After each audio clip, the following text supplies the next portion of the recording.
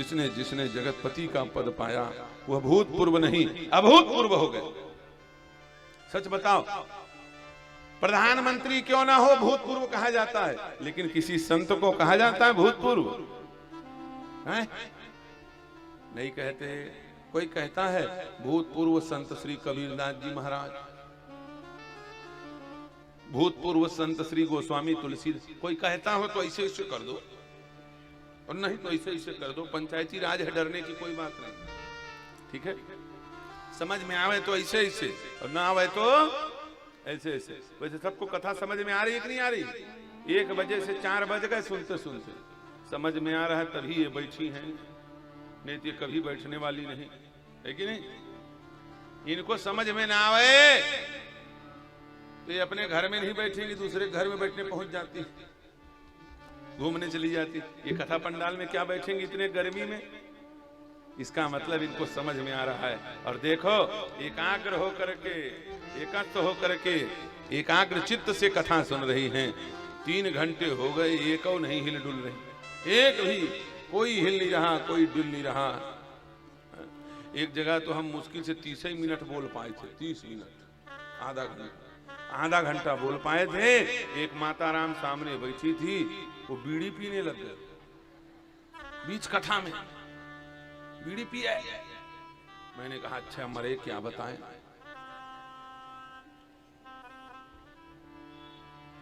और ये सही बात है दुर्गा दयाल, और इधर छत्तीसगढ़ की बात है, ये कोई कुद्दूर की तरफ आदिवासी क्षेत्र की बात। आदिवासी माताएं बीड़ी पीती है ना। बड़ी विचित्र स्थिति हुई, दुर्गा दयाल हो गए जीव जंजाल। अब सामने हम बैठ करके बीड़ी पिए, अब बीड़ी पी के हमारे तरफ फूंका। मैंने कहा बड़ा मरना, अच्छा आफत पड़ा हूं, क्या बताऊं। कथा सुना रहा हूं, बीच में कुछ कर भी नहीं सकते। अब रहा ना गया, हमको बीड़ी सिगरेट के धुएं से भी नफरत है, मुझे रहा नहीं गया, गुस्सा आया। मैंने कहा ये क्या कर रही हो सामने में बैठ के, शर्म नहीं आता है? सामने में बैठ करके बीड़ी पी रही हो, धुआं हमारे तरफ छोड़ रही हो। अच्छा सीधे छोड़े तो ठीक, वो गोल गोल धुआं बनावे, वो बीड़ी पीने वाले गोल गोल बनाते हैं ना, वैसे बनाया। मैंने कहा अच्छा कमाल कर दिया डोकरिया ने। मैंने कहा शर्म नहीं आता, कथा में बैठ करके बीड़ी पीती हो? उसने कहा हमको काहे शर्म आवे, आना तुमको चाहिए।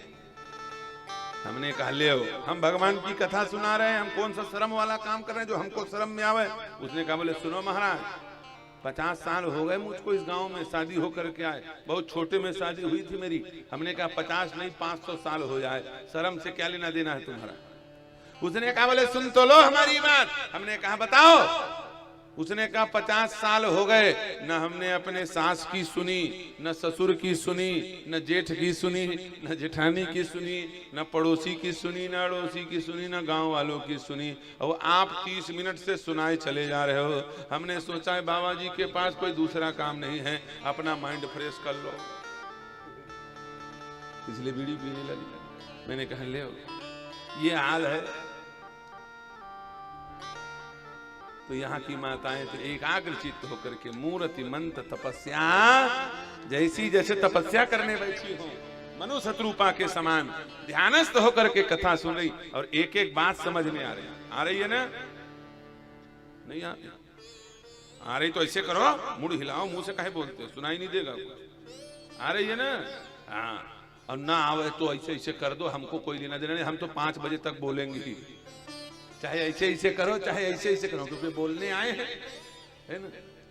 और सुनो, चाहे कितना वो ऐसे ऐसे करो, इससे ज्यादा सरल करके हम सुना नहीं सकते। आप बोलो महाराज और सरल करो, और सरल करो, और सरल करो, तो इससे ज्यादा सरल करेंगे तो हमारा नट बोल्ट ढीला हो जाएगा, आगरा के हॉस्पिटल में भर्ती होना पड़ेगा जाकर। इससे सरल हम कर भी नहीं सकते।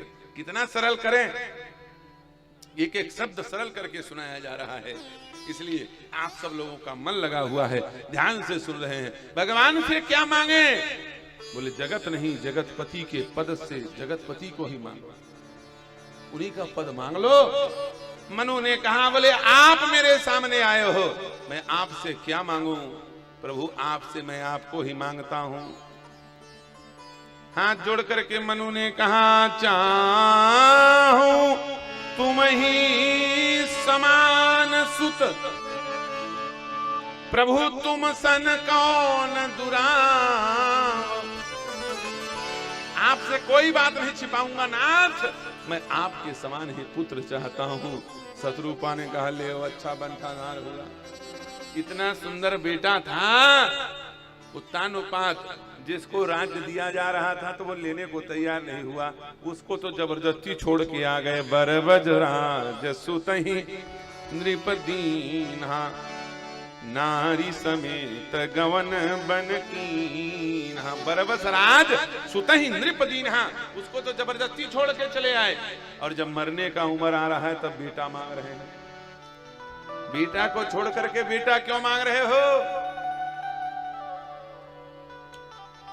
मनु ने कहा, बोले मेरा बेटा सुपुत्र था, उसमें कोई दोष नहीं था, वो मेरा कल्याण करने के लिए था, वो मेरे अपने के लिए था। लेकिन इस बार जो बेटा मैं मांग रहा हूं वो मेरे अपने के लिए नहीं, अपनों के लिए, पूरे संसार के लिए मैं राम को बेटा बना करके उतारना चाहता हूं कि जैसा बेटा मेरा वैसा सबका हो जाए। अपने लिए नहीं, अपनों के लिए मैं राम को पुत्र बनाना चाहता हूं। भगवान ने कहा मांगा तो बहुत अच्छी चीज है, लेकिन ये दे पाना बड़ा कठिन है। तुमने कहा चाहूं तुम ही समान, मेरे समान कोई हो नहीं सकता। मनु, इस संसार में मेरे समान ब्रह्मा नहीं हो सकता, विष्णु नहीं हो सकता, शंकर नहीं हो सकता। तुम्हारे सामने आए हैं और सब खाली हाथ लौट गए, कोई तुमको कुछ कर नहीं पाया, दे नहीं पाया। इस बात से प्रमाणित है इस संसार में ब्रह्म केवल मैं अकेला हूं। और तुमने कह दिया कि मैं तुम्हारा पुत्र बन करके आऊं, तो चलो ठीक है, वरदान देने के लिए बोला हूं तो पूरा भी करूंगा। आप सरीस खो जाऊं कहां जाई, आप सरीस खो जाऊं कहां जाई, नृपतव तनय होव मैं आई, नृपतव तनय होव मैं आई। आप सरीस खो जाऊं कहां जाई, आप सरीस खो जाऊं कहां जाई, नृपतव तनय होव मैं आई, नृपतव तनय होव मैं आई। मैं ही तुम्हारा बेटा बन करके आऊंगा, इसलिए तुम निश्चिंत रहो, तुम दशरथ कौशल्या बनोगे और मैं तुम्हारा बेटा बन करके आऊंगा। मनु ने कहा धन्य हो दीनानाथ। भगवान आगे बढ़ने लगे। आगे बढ़े तो बगल में शत्रुपा खड़ी थी। भगवान शत्रुपा देख करके खड़े हो गए और मन में सोचे कि जितनी तपस्या महाराज मनु ने की है उतनी ही बिल्कुल बराबर की तपस्या शत्रुपा ने की है। क्या बराबर की तपस्या शत्रुपा ने की है? इसलिए जो वरदान मनु को दिया गया उतना ही वरदान लेने का अधिकार इसको भी है। खड़े होकर के भगवान शत्रुपा से बात करने लगे। शत्रुपा से भगवान बात कर रहे हैं और शत्रुपा मुंह फेर के खड़ी, भगवान से बात ही ना करे। भगवान ने कहा क्यों, मुझसे क्यों नहीं बात कर रही हो? हम मनु के तरफ देखें, शत्रुपा खड़े खड़े। शत्रुपा ने कहा बोले हमारे पति के लिए आप भगवान हो गए, हमारे लिए आप भगवान नहीं हो। क्यों? मैं भारत की नारी हूं, भारतवासियों के लिए कोई भगवान होगा, भारत के पुरुषों के लिए कोई भगवान होगा, लेकिन भारत की नारी के लिए कोई भगवान नहीं। उसके लिए तो उसका पति ही भगवान है। इसलिए शत्रुपा खड़ी खड़ी मनु के तरफ देख रही है। मेरे लिए तो मेरा पति ही परमेश्वर है, मैं इनके पीछे आई है। भगवान ने कहा ओहो धन्य है भारत की नारी।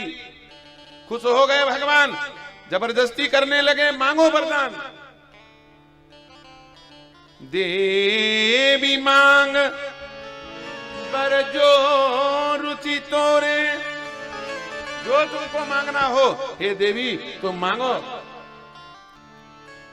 अब तो शत्रुपा पहले मुंह फेर के खड़ी हुई थी, अब तो शत्रुपा नाराज हो गई। जहां देवी कहा तो शत्रुपा नाराज। भगवान ने कहा बड़ी नाराज हो रही हो, क्या बात है, हमने कुछ गलत कह दिया क्या?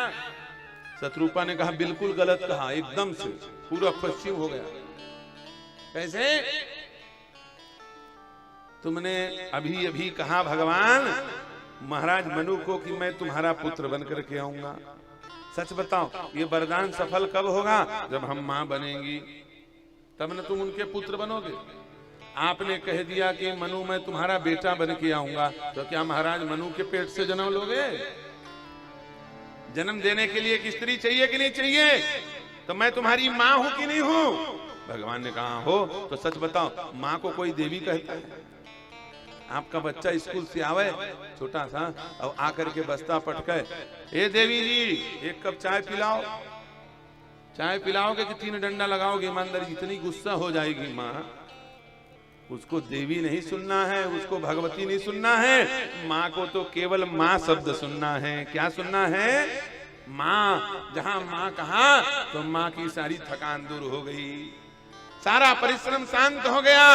माँ को माँ कहा जाता है, देवी नहीं कहा जाता। इतना नहीं जानते हो?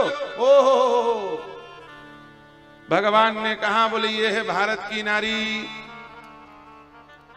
जो अजीर बिहारी को समझा रही है। माँ ऐसी होनी चाहिए जो अपने बेटे की गलती निकाल करके दूर करे। ये नहीं कि तम्बाकू खा के बेटा आ गया, कोई बात नहीं थोड़ा सा तो खाया है, बचा ले, पता चला बाद में गांजा में पहुंच जाएगा और थोड़े दिन बाद फिर ये भी चालू हो जाएगा। ये माँ का काम नहीं।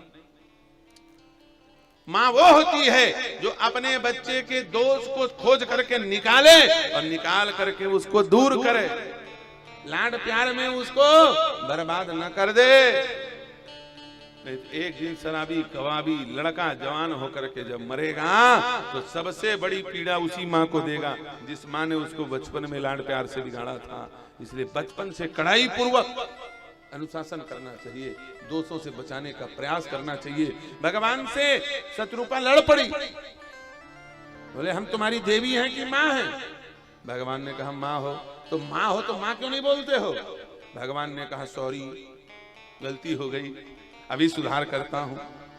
भगवान ने सुधार कर दिया। पहले बोल रहे थे देवी मांग बर जो रुचि तो ही, जो बर मांगना है मांगो, और तत्काल उसके बाद दूसरे शब्द में भगवान ने गलती को सुधार दिया। माँ तू विवेक अलौकिक मोरे, माँ तू